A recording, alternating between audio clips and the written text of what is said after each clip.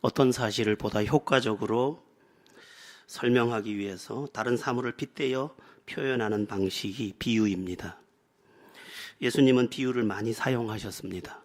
우리로 하여금 그 진리를 쉽게 알아들을 수 있도록 설명하기 위해서입니다. 오늘 본문도 예수님의 비유적 말씀인데 일명 자라나는 씨앗 비유입니다. 이 비유의 주제를 보면 하나님의 나라는 이렇게 되어 있습니다. 그러니까 오늘 비유는 하나님의 나라가 어떤 사람에게 어떻게 임하는가를 설명하고 있습니다. 쉬운 말로 하면 어떤 사람이 하나님의 구원과 천국을 어떻게 가지게 되느냐, 그리고 하나님이 그 구원을 어떤 방식으로 각 사람에게 선물하느냐, 그것을 설명하는 것입니다. 말씀을 살펴보겠습니다. 26절입니다. 다시 합독합니다. 또 이르시되 하나님의 나라는 사람이 씨를 땅에 뿌림과 같으니 어떤 사람에게 임하는 천국, 구원, 그리고 풍성한 은혜는 씨를 땅에 뿌림과 같다. 그렇게 말씀하고 있습니다. 아무리 그 씨앗이 좋은 씨앗이라도 심기지 않으면 싹이 날 수 없고 자랄 수 없고 열매 맺을 수 없습니다.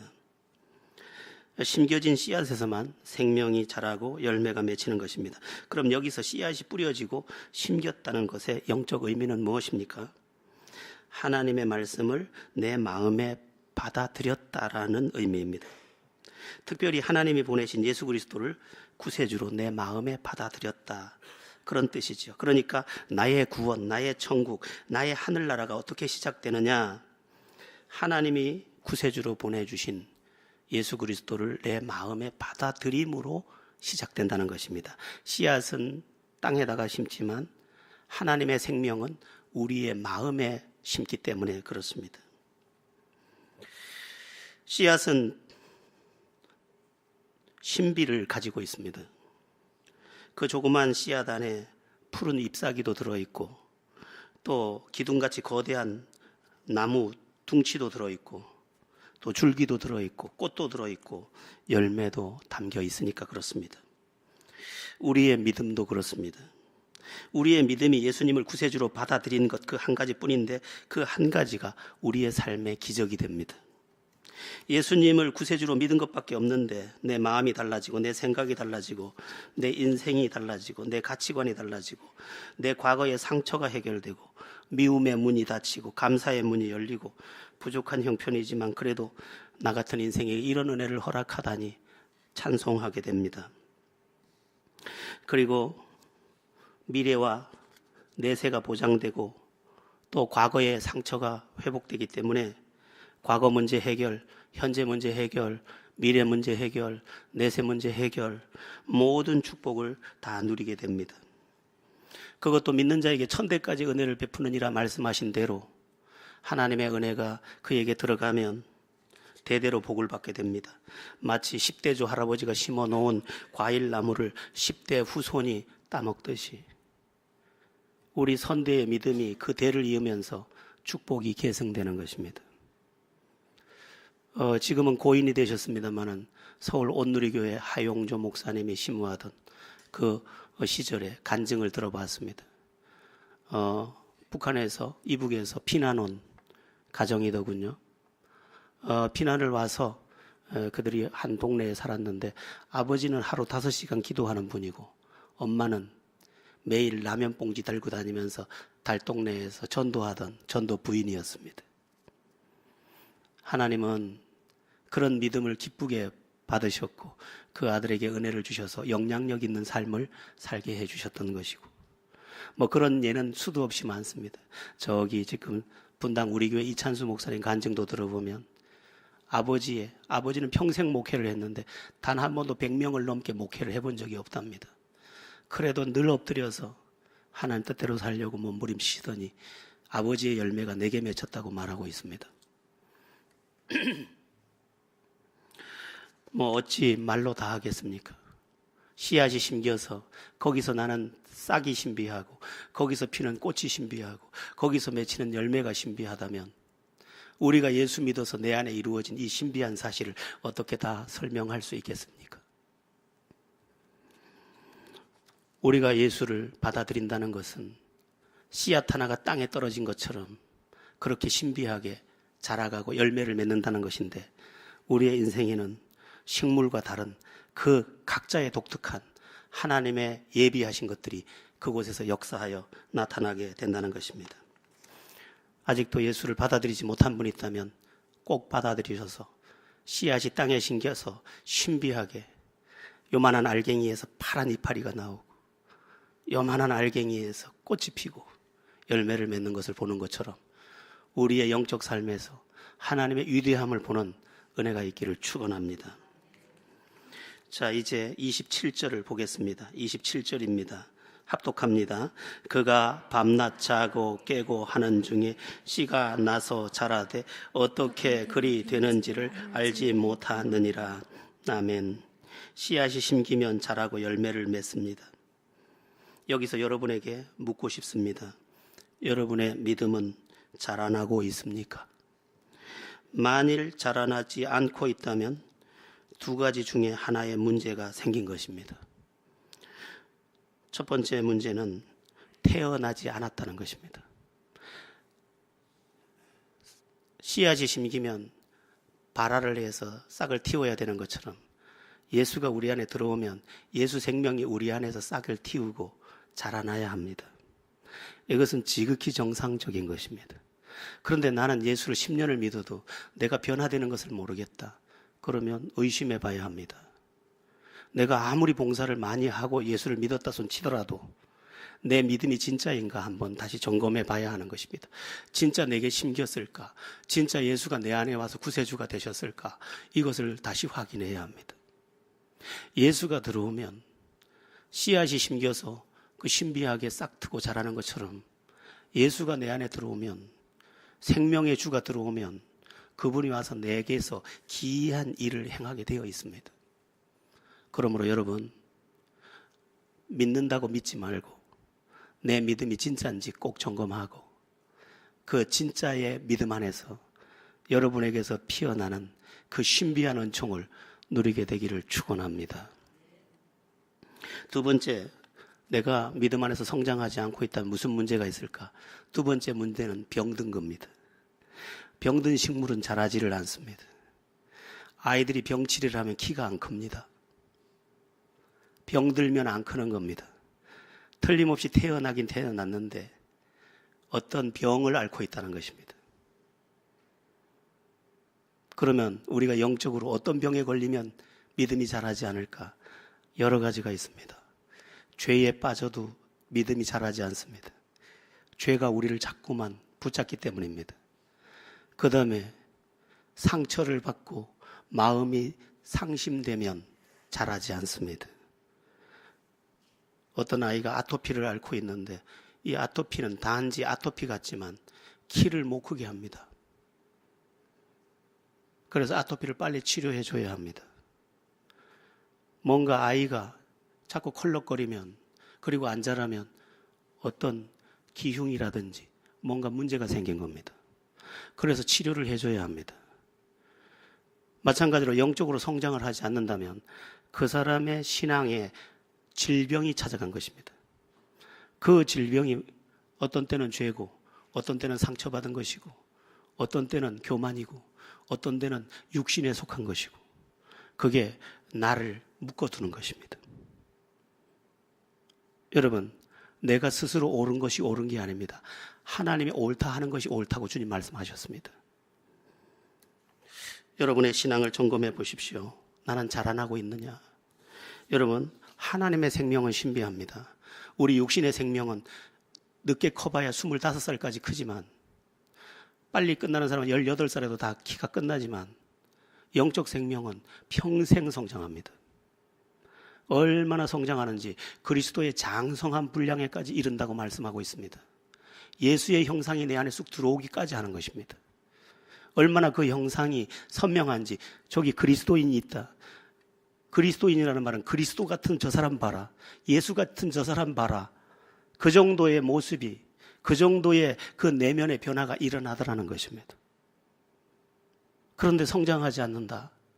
그러면 태어나지 않았거나 어떤 내 신앙에 스스로의 교만이거나 잘못된 판단이거나 죄나 육신에 속한 것이나 욕망 위주의 삶이거나 그것이 나를 묶고 있는 것입니다. 산에 있는 나무들이 잘 자라지 못하는 경우에 가보면 넝쿨이 그를 붙잡고 있습니다.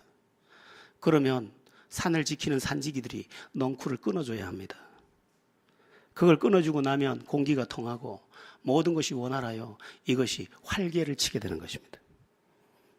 여러분, 신앙은 끝없이 자랄 수 있습니다. 제가 신학을 시작한 지 1992년에 시작했으니까 적지 않은 세월을 보냈는데 아직도 자라고 있습니다. 아직도 제가 더 자라야 하는 것을 알고 있습니다. 날마다 기도해도 아직도 기도해야 할 과제가 여전히 있습니다. 여러분의 잘못된 판단이나 병든 신앙 떨치고 강건하게 되어서 쑥쑥쑥 자라고 쑥쑥 자란 곳에서 풍성한 계절을 만나게 되기를 예수의 이름으로 바랍니다. 씨앗이 심기고 또 심기면 싹이 나고 또 자라고 열매 맺게 된다고 되어 있는데 이 부분을 좀 살펴보겠습니다. 씨앗이 심겨서 열매 맺도록 자라는 이유가 뭘까요? 이것도 비유인데 첫째는 그 씨앗 안에 있는 생명 때문입니다. 여러분, 돈을 심으면 싹이 나지 않습니다. 돈이 그렇게 좋다고 하지만 돈을 심어서 돈에서 싹이 났다. 불가능합니다. 돈에는 생명이 없기 때문입니다. 돌도 생명이 없기 때문에 돌을 1000개를 심어도 그냥 1000개의 돌만 남는 것입니다. 생명이 없기 때문에 생명이 없는 곳에서는 생명이 자라지 못하는 것입니다. 죽은 나무를 심어놓고 날마다 물을 줘도 나무는 자라지 않고 도리어 더 썩습니다. 그러니까 싹이 나고 자라고 열매를 맺었다는 것은 그 씨앗 속에 생명이 있었다는 것입니다. 이것은 비유입니다. 우리가 믿는 이 믿음, 예수를 구세주로 있는 믿음, 이 믿음은 생명이 있다는 것입니다. 생명이 있기 때문에 예수를 믿으면 생명이 있는 예수가 내 안에서 자라나는 것입니다. 그리고 생명이 있기 때문에 어느 부분으로는 꽃이 피고 어느 부분으로는 열매를 맺는 것입니다. 여러분, 예수를 믿다 보면 발견하게 됩니다. 내 인생도 꽃이 피네. 가끔 어떤 식물은 단정적으로 이렇게 볼 때가 있습니다. 이 식물은 꽃이 안 피게 생겼는데 폈네. 이 식물에는 꽃이 없는 줄 알았는데 나중에 보니 꽃이 있더라는 것입니다. 여러분, 예수를 믿는 예수 생명 안에도 꽃이 있습니다. 아, 내 인생에도 이런 영광이 피는구나. 내 인생에도 이런 아름다움이 피는구나. 내 인생도 이렇게 쓰임 받는구나. 보게 되는 것입니다. 여러분, 주님의 고백을 우린 잘 들어야 합니다. 예수님은 요한복음에서 7번 강조했습니다. 나는 무엇이다. 나는 무엇이다. 그 중에 하나가 뭐냐? 나는 길이요 진리요 생명이다 라고 말씀하셨습니다. 나를 따라오면 길을 잃지 않습니다. 진리, 나를 따라오면 너희가 어떻게 살아야 되는지, 인생이 뭔지를 알게 된다는 것입니다. 생명, 너희가 나의 생명을 가지고 그 안에서 풍성을 얻게 된다는 것입니다. 예수 믿는다는 것은 시시한 이야기가 아닙니다. 내 인생이 이렇게 초라하게 났는데 하나님이 이 초라한 인생을 눈부시게 할 수 있다는 것입니다. 뭘로? 예수 생명으로. 자, 여러분, 예수를 받아들인 것밖에 없습니다. 땅은 씨를 받아들인 것밖에 없습니다. 그런데 그 땅에서 그런 신비한 싹이 나고 이삭이 나오고 열매를 맺는 것처럼 예수를 받아들인 것 딱 하나인데 그 하나가 와서 내 생애를 완전히 새롭게 해내는 것입니다. 자, 그러면 예수가 생명이라고 말씀드렸는데 어떤 생명일까? 예수님이 주시는 생명은 크게 세 가지입니다. 예수님이 주는 생명은 다릅니다. 첫째, 어떤 생명이냐? 행복한 생명입니다. 행복한 생명. 이것은 목숨과 구별되는 생명입니다. 목숨은 뭡니까? 아이고, 왜 사는지도 모르겠고 내가 벌써 죽을 때가 돼서, 이게 목숨입니다. 생명은 감사해요. 찬양해요. 오, 영광을 받으소서. 내 삶에 노래가 있는 상태, 그게 생명입니다. 여러분, 끙끙 기어가는 것을 목숨이라고 합니다. 그러나 살아야 될 이유와 목적을 발견하고 감사하며 사는 행진을 생명이라고 합니다. 여기 헬라어에서는 생명을 구별해 놓았습니다. 조회라는 단어를 써서 조회. 목숨이라는 단어와 구별했습니다. 숨이 붙어 있는 게 목숨이라면 생명은 살아야 할 이유와 감사의 노래가 담겨 있는 상태를 말하는 것입니다. 이렇게 말씀드리겠습니다. 예수 믿으면 행복해집니다. 오늘 예수 믿으면서도 더 무거워지고 더 힘들어지고 예수 믿으면서도 서로 상처받고 예수 믿으면서도 더 신음하는 이들이 많은데 그렇게 믿는 거 아닙니다. 저도 예수를 극성스럽게 믿다가 신학을 하고 여기까지 왔습니다만은 예수를 믿는데 왜 더 힘들어야 되는데요? 예수를 믿는데 왜 더 신음해야 되는데요? 주님의 목적이 그런 건가요? 주 예수를 믿어라. 그리하면 너와 내 집이 구원을 얻으리라고 할 때 그 구원에는 전인적 구원이라는 메시지가 함께 포함되어 있는 것입니다. 전인적, 머리부터 발끝까지 네 영혼, 네 육신, 네 인생, 네 가정, 네가 속한 모든 것, 그거 다 건지겠다는 것입니다. 시간적으로는 과거, 현재, 미래, 내세까지 다 건지겠다. 그게 구원입니다. 그런데 우리는 구원받지 못하고 행복을 누리지 못하고 오늘도 신음 속에서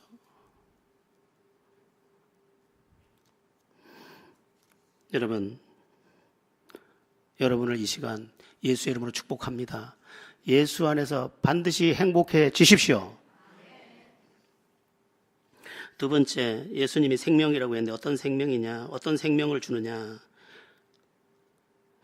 성경에는 존귀라는 말을 썼는데 빛된 생명, 영광된 생명입니다. 신명기 28장과 연결하면 머리가 될지언정 꼬리가 되지 아니하고 들어가도 복을 받고 나가도 복을 받고 네가 어디 가서도 네가 어디를 가면 여기 이리 앉으세요. 저기를 가면 여기 앉으세요. 먹는 자리를 가면 이것 좀 드세요. 내가 가면 다 환영한다는 것입니다. 환영한다는 거예요. 주님은 우리에게 우리가 당신의 자녀인 우리가 어디 가서도 외면당하고 먹는 데 가면 눈치 주고 노는 데 가면 따돌리고 당신의 백성이 그렇게 되는 것을 전혀 원치 않습니다. 나를 영접받게 하고 대접받게 하고 인정받게 하고 주님이 주시는 생명은 짓밟히는 생명이 아니라 짓밟히는 목숨이 아니라 살아있는 생명인 것입니다.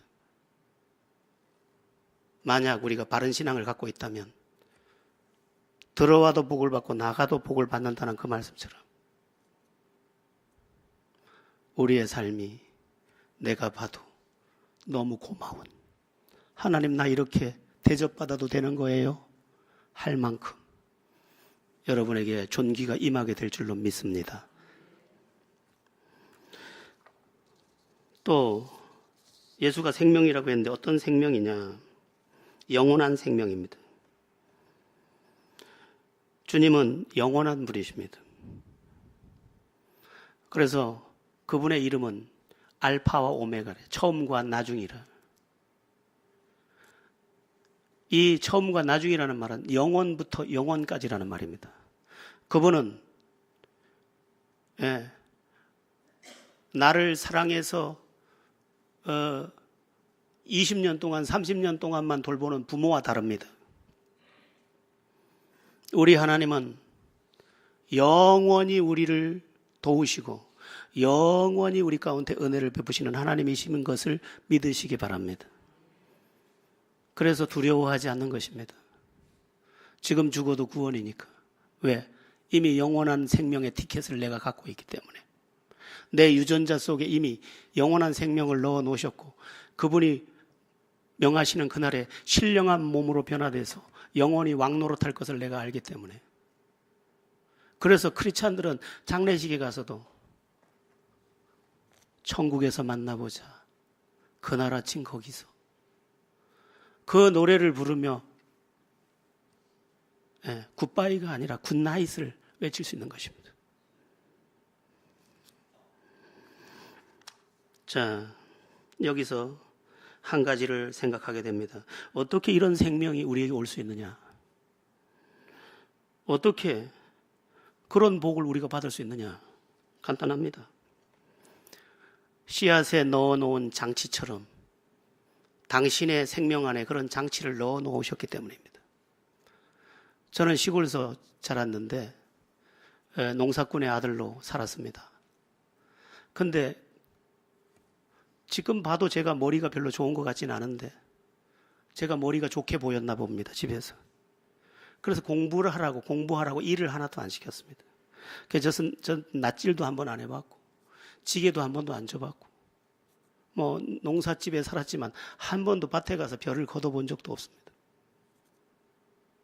근데 가끔 할머니 따라 호박씨, 네가 복된 손이니까 네가 좀 씨를 심어달라는 거지. 참 우리 할머니가 지혜로우시죠. 그래서 가서 호박씨를 심습니다. 구덩이를 파고 호박씨를 주고 네가 심었으니까 많이 열릴 거요. 이렇게 맞아. 저쪽에 가서 또 넣고. 근데 이 호박씨가 참 신비합니다.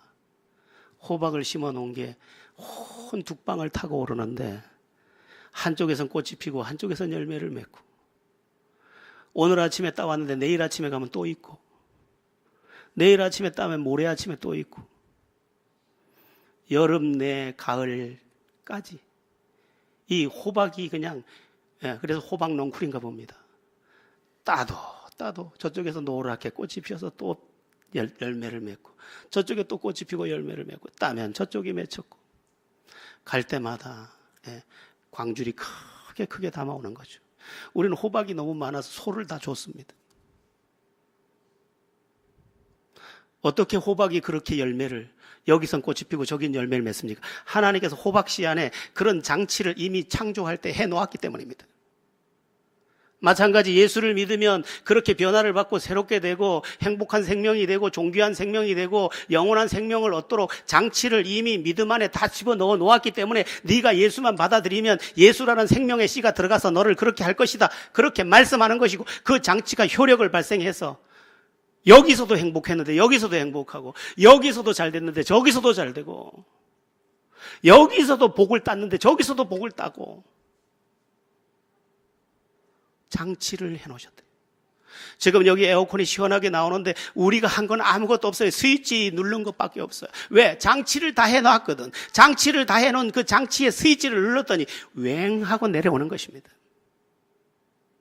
우리 전기가 여기 시설이 환합니다만 우리가 한 거 아무것도 없어요. 들어와서 스위치 누른 것밖에 없어요. 스위치를 눌렀더니 전기가 환하게 들어와서 오늘 우리가 이렇게 눈부시게 보이는 것입니다. 하나님께서 예수 믿는 사람에게 행복을 누릴 수 있고 존귀를 얻을 수 있고 영원한 생명을 얻을 수 있고 그 다음에 그 신비한 은혜를 다 누릴 수 있게 한 것은 그 장치를 믿음의 세계 속에 집어넣어 놨기 때문이에요. 공장의 원리를 다 몰라도 스위치를 누르면 방직 공장에서는 방직 기계가 돌아가고 컴퓨터에 입력해서 그 스위치 하나 누르면 그 컴퓨터 디자인 설계대로 다 쏟아져 나오는 것처럼 하나님께서 예수 믿는 사람이 어떻게 될 것을 다 장치해 놓으셨다는 거예요.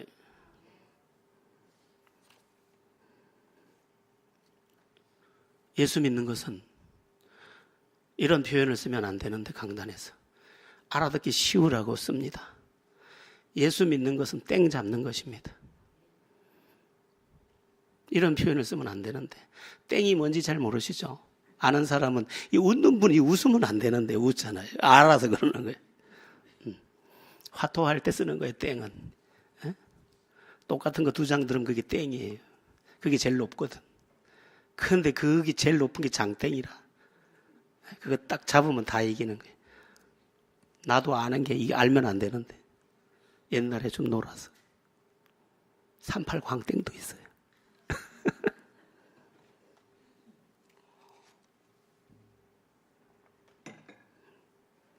예수 믿는 것은 위대하고 놀라운 것입니다. 오늘 우리가 예수를 믿으면서도 이 사람 믿고 저 사람 믿고 이 사람 때문에 상처받고 저 사람 때문에 상처받고 기도하다가 낙심하고 그거 왜 그러냐? 건강한 믿음이 아니어서 그런 것입니다.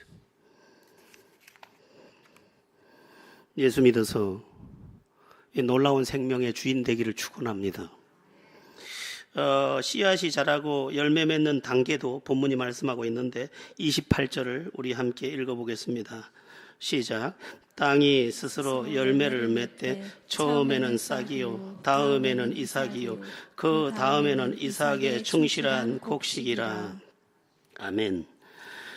처음에는 싹이고 다음에는 이삭이고 그 다음에는 이삭의 충실한 곡식이라고 되어 있습니다. 믿음이 내 안에 들어올 때 그 단계가 다 다릅니다. 싹이 난 단계가 있고 이삭이 난 단계가 있고 열매가 된 단계가 있습니다. 여러분, 여러분의 믿음이 단계를 하나씩 정복해 가야 합니다. 믿어지는 단계가 있고 소망, 꿈이 생기는 단계가 있고 사랑, 함께 나눌 수 있는 단계가 있고 그 다음에 평화의 단계가 있고 그 평화가 초월의 단계가 되기도 하고 그 다음에 그 초월과 평화는 자유를 주기도 하고 그 자유는 모든 사람을 용납할 수 있는 여유를 가지기도 하고 그 다음에 증인된 삶을 살기도 하고 모진 비바람이 불어도 구름 위를 나는 비행기처럼 무풍지대를 가는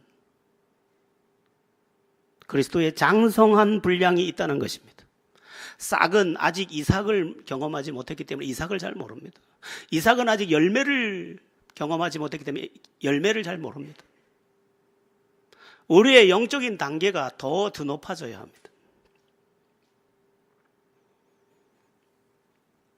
기도하는 단계도 안 지나고 말씀을 적용하는 단계도 안 지나고 그 다음에 하나님께 맡기는 단계도 안 들어가고 그러면 우리는 늘 물가에서 물장구 치는 사람처럼 물장구 좀 치다가 물방울 튀면 서로 싸우는 아이들처럼 작은 것을 용납하지 못하는 아주 치졸하고 작은 너무 가련한 우리가 되는 것입니다. 그리스도의 장성한 분량에 이르고 보니까 내가 얻은 게 너무 많아서 용납하지 못할 게 아무것도 없고 맡기지 못할 것이 아무것도 없고 기도로 해결하지 못할 게 아무것도 없어서 오늘 그 위대한 삶에 나를 몰아갈 수 있는 것입니다. 더 자라나십시오. 물가에서 그만 싸우고 이제 하나님의 깊은 곳으로 들어가십시오. 에스겔서에 보면 성전 문지방 밑으로 물이 흐르는데 물을 청량하니 발목에 이르고 허리에 이르고 창이라여 넘치게 됐다는 게 나옵니다.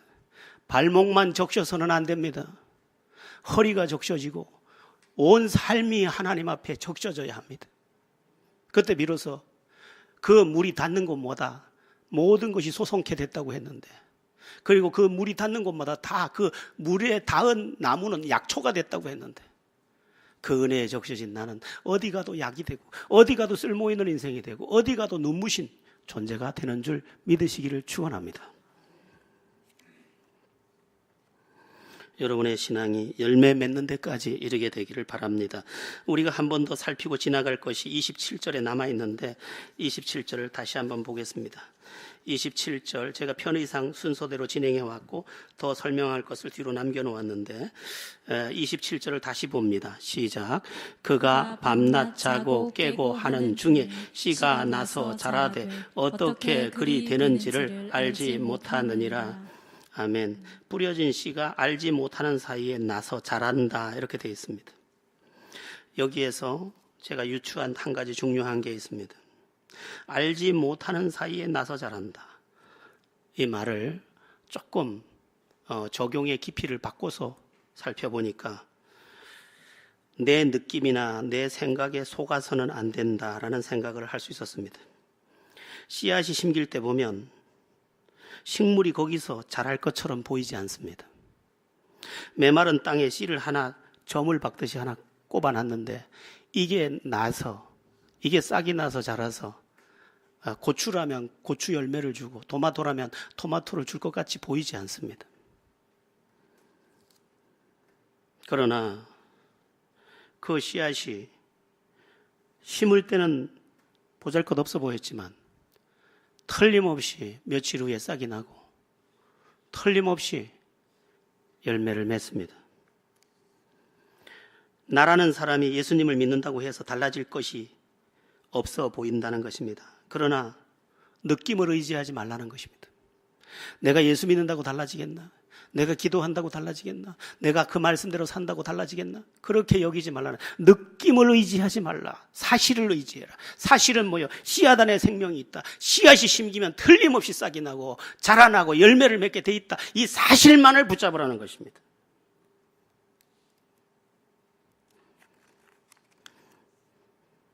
그렇습니다. 여기 보면 어떻게 그리 되었는지 알지 못하느니라. 나도 몰랐는데 어느새 보니까 내가 변해 있고, 나도 몰랐는데 어느새 보니까 내가 새롭게 되어 있고, 나도 몰랐는데 어느새 보니 내가 고난에서 빠져나와서 풍성한 날을 누리고 있더라는 것이죠.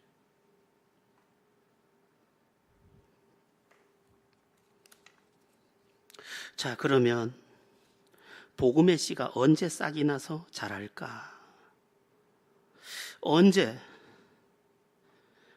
우리가 씨앗을 땅에 박아 놓으면 이게 언제 싹이 나서 언제 자라는지 알지 못합니다. 예전에 박완서 씨가 쓴 옳고도 아름다우신 당신이라는 책을 봤습니다. 이 박완서 씨는 이미 고인이 됐습니다만은 어려서 분꽃이 피는 장면을 그걸 보고 싶어가지고 분꽃 앞에 아침부터 저녁까지 앉아있는데 꽃이 안 피는 거예요. 그래서 내일 아침에 가보면 또 확 펴있고. 예, 그렇습니다. 내가 관찰하고 있는 동안 자라지도 않고 꽃도 피지 않고 열매도 맺지 않습니다. 그러나 어느 날 보면 피어 있습니다. 우리의 신앙도 그렇습니다. 그러면 도대체 그게 언제 싹이 나서 언제 자란 것입니까?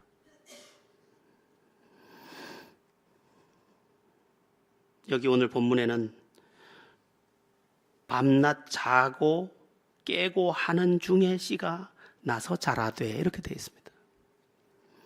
밤낮, 그냥 한 말씀이 아닙니다. 식물학자들에 의하면 밤에는 뿌리가 자라고 낮에는 잎이 자란다고 합니다. 이 말을 영적으로 해석하면 적당한 고난이 우리 안에 있는 생명을 싹 틔운다는 것입니다. 적당한 습기와 조금 무덥다고 여겨지는 그 온도가 발화를 잘 시키는 것처럼 우리에게 닥친 약간의 어려움이 우리를 예수 생명으로 충만하게 한다는 것입니다. 그러면 이런 공식이 나옵니다. 고난이 왜 필수적인가? 답은 고난이 있고 나서야 그 믿음이 진실할 수 있기 때문에 그렇습니다. 여러분, 믿음이 진실하면 나머지는 다 열매로 나오는 것입니다.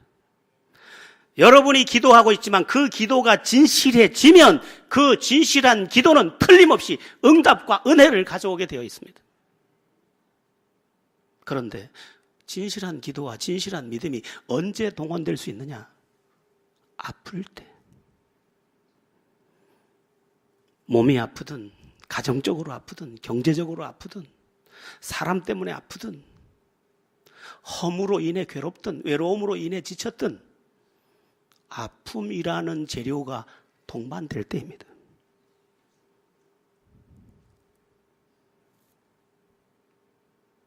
예전에 부르던 슬픈 노래가 있습니다. 외로워서 못 살겠어요. 그 사람이 은혜 받을 사람이에요.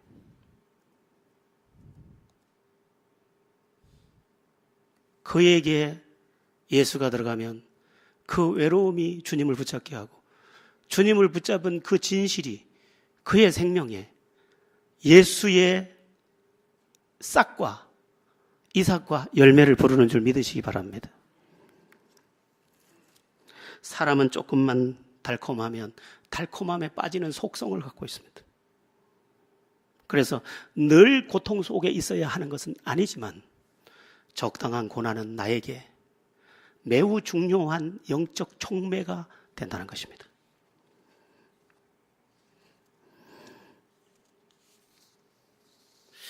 여러분의 신앙이 고난 속에서 도리어 열매 맺는 신앙이기를 축원합니다.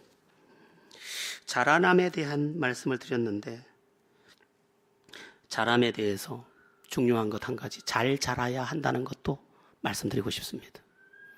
과수원의 나무들은 그냥 자라게 두지 않습니다.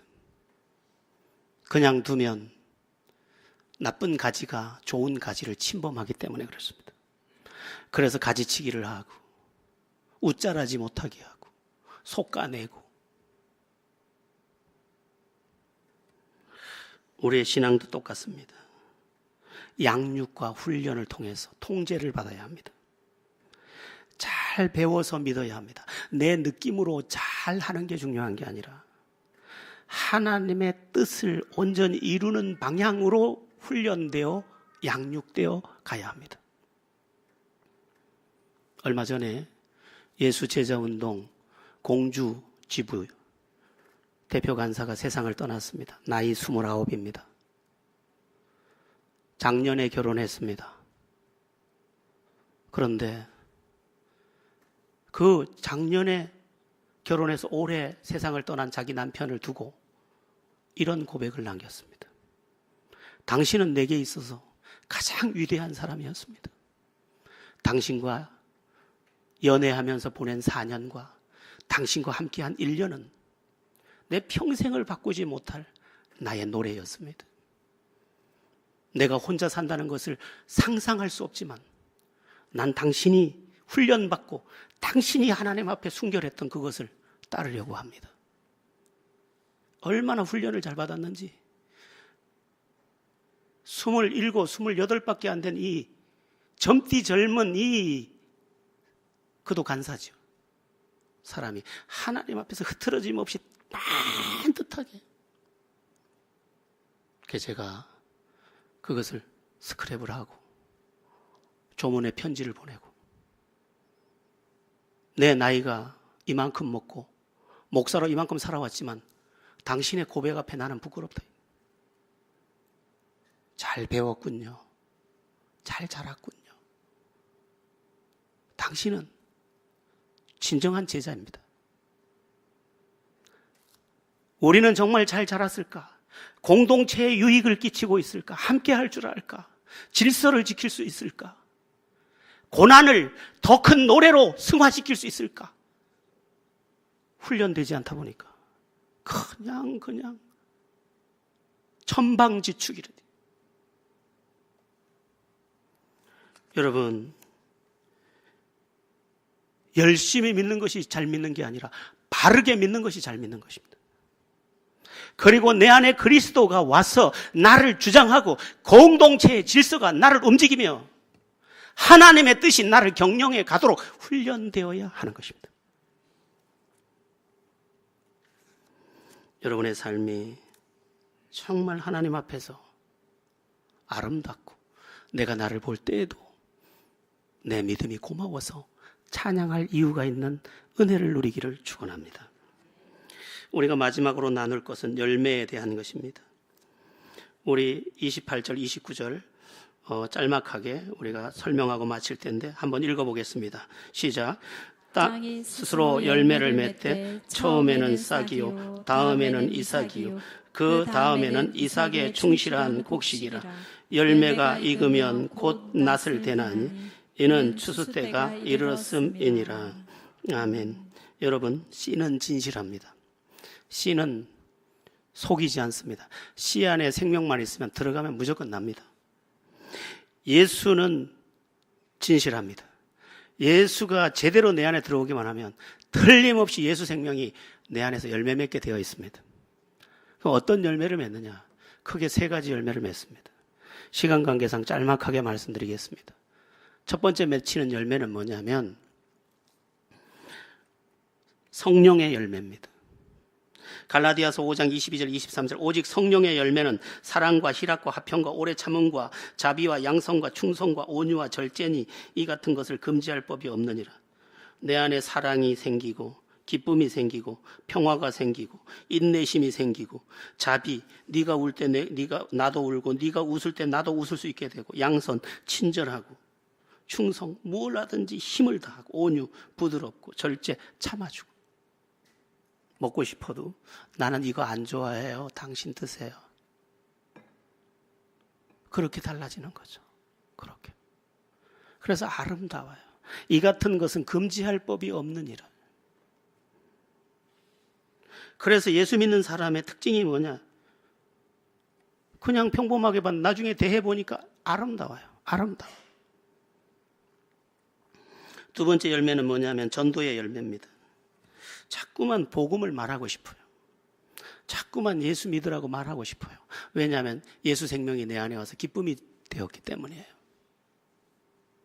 그래서 마태복음의 결론도 복음 전하는 거, 마가복음의 결론도 복음 전하는 거, 누가복음의 결론은 사도행전, 요한복음의 결론은 네가 나를 사랑하느냐, 내 양을 먹이라. 이렇게 끝나는 것이죠. 세 번째 열매는 뭐냐? 세 번째 열매는 축복의 열매입니다. 복음을 받아들인 곳마다 풍성함이 임했습니다. 미국이 저 역사가 짧지만 복음으로 출발했기 때문에 세계를 장악했고, 한국이 너무너무 거짓되고 너무너무 시기 질투가 많은 나라지만 복음을 받아들였더니 이 나라가 이렇게 광명한 시간을 보내고 있습니다. 뭐 돈만 말하는 게 아닙니다. 교육, 남녀 평등, 자녀에 대한 사랑, 그리고 가치관, 모든 것이 다 부요해졌습니다. 저는 여러분에게 말씀드리고 싶습니다. 오늘 이 자라나는 씨앗의 비유가 예수 그리스도가 네 안에 심기기만 하면이라는 전제를 가지고 있다는 것을 기억하고, 예수가 내 안에 진짜 들어오기만 하면 내 인생은 완전히 새날을 본다. 잘못된 지식과 잘못된 경험과 그 모든 것 다시 잠재하고